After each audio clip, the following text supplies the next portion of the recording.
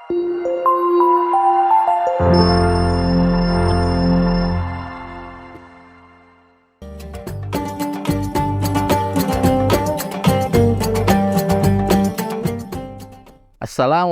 warahmatullahi wabarakatuh. Alhamdulillah hamdan katsiran thayyiban mubarakan fih kama yuhibbu rabbuna wa yardah.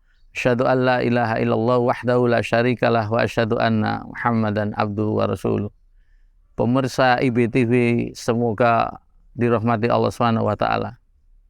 Berbicara masalah hati, Nabi kita Muhammad sallallahu alaihi wasallam pernah berpesan 15 abad yang lalu. Beliau sallallahu alaihi wasallam bersabda, "Ala inna fil jasadi mudghatan, idza saluhat saluhal jasadu kulluh, wa idza fasadat fasadal jasadu kulluh, ala wahya qalbu."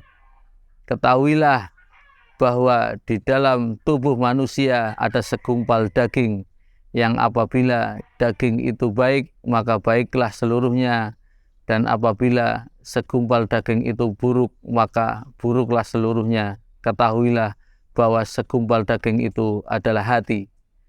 Hati manusia adalah pengendali bagi dirinya. Ketika hati itu baik, maka insya Allah bisa dipastikan seluruh amal perbuatannya akan menjadi baik, karena dia adalah barometer penggerak. Dan apabila hati manusia itu buruk, maka bisa dipastikan perilakunya juga akan menjadi buruk.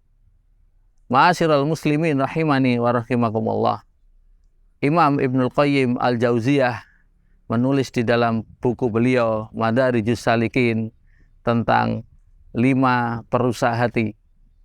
Yang pertama adalah kasratul hulata atau kasratul hilthah, banyak bergabung dengan manusia, banyak berkumpul dengan kalangan manusia, baik itu manusia berperangai buruk atau manusia berperangai baik, dia berkumpul dengannya, sehingga menjadikan dirinya lemah di dalam memfilter.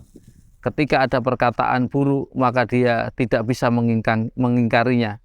Padahal di dalam bulan Ramadan ini, Nabi kita Muhammad SAW mewanti-wanti kita agar bulan Ramadan kita bernilai pahala dan agar tidak sia-sia. Beliau sallallahu alaihi wasallam bersabda, "Man lam yada' qaula zur wal amala bihi, falaysa lillahi hajatuh fi ayyada' ta'amu wa syarabu." Barang siapa yang tidak meninggalkan perkataan dusta dan malah mengamalkannya, maka Allah tidak butuh dari rasa lapar dan rasa hausnya. Allah SWT tidak membutuhkan rasa lapar dan rasa hausnya di bulan Ramadan. Ini menunjukkan bahwa puasanya itu menjadi sia-sia. Padahal Allah SWT berfirman, "Innahu li", sesungguhnya puasa ini untukku, wa ana ajzibi, dan aku yang akan memberikan pahalanya sendiri. Ketika Allah SWT tidak butuh atas rasa lapar dan rasa haus kita, maka itu adalah sebuah kesia-siaan. Kemudian yang kedua, perusak hati yang kedua adalah tentang at-tamanni, banyak angan-angan. Ketika manusia banyak angan-angan kosong, maka akan menjadikan hatinya menjadi lemah, menjadi rusak. Sebagaimana Nabi kita Muhammad SAW pernah mengingatkan kita agar tidak memanjangkan angan-angan. Nabi kita Muhammad SAW pernah membuat sebuah kotak dan ada garis yang keluar dari kotak itu, dan beliau SAW mengatakan itu adalah angan-angan manusia, dan tidak ada yang bisa memutus angan-angan manusia kecuali kematian mereka. Ma'asyiral muslimin rahimani wa rahimakumullah. Perusak hati yang ketiga adalah at-ta'alluq bi ghairillah, bergantung kepada selain Allah Subhanahu wa taala. Dan banyak kaum muslimin yang tidak mengabaikan masalah ini, di mana mereka terhadap firman Allah Subhanahu wa taala, Allahus Samad, Allah adalah tempat menggantungkan segala urusan, Allah tempat bergantung segala sesuatu. Mereka masih pergi ke dukun-dukun, ke kahin-kahin untuk memudahkan urusan mereka. Mereka tidak yakin bahwa apa yang sudah menjadi ketetapan Allah Subhanahu wa taala tidak akan pernah berubah selama-lamanya. Ketika rizki itu misalkan jatuh kepada dia, maka tidak akan pernah ada yang bisa menggesernya atau mengambilnya. Dan ketika rizki itu luput dari dia, tidak akan pernah ada yang bisa mengupayakannya walaupun berjuta-juta manusia mengupayakannya. Kemudian yang keempat adalah asyiba, terlalu kenyang. Di bulan Ramadan ini Allah SWT mentarbiyah kita selama sebulan penuh untuk melaparkan diri kita dengan berpuasa di siang harinya. Ketika seseorang melaparkan dirinya, maka itu akan melunakkan hatinya, tidak akan menjadikan hatinya menjadi keras.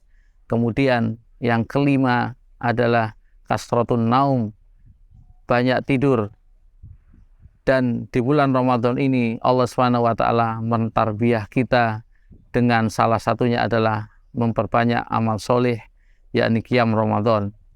Nabi kita Muhammad SAW pernah berpesan tentang keutamaan qiyam Ramadan berjamaah, yakni man qoma ma'al imam hatta yunsharif kutiba sholatul lailah. Barang siapa yang sholat bersama imam hingga selesai, yakni hingga selesai akhir witir, maka Allah akan mencatat pahalanya sholat semalam suntuk.